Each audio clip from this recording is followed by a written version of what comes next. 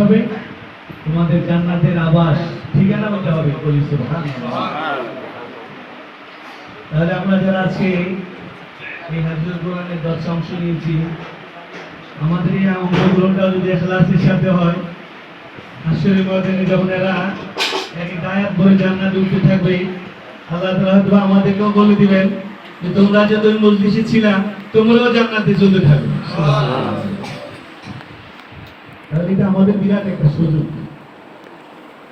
এটাকে সুযোগ একমাত্র দিনই কাজেই পাওয়া যায়, এর বাইরে আর কোথাও না।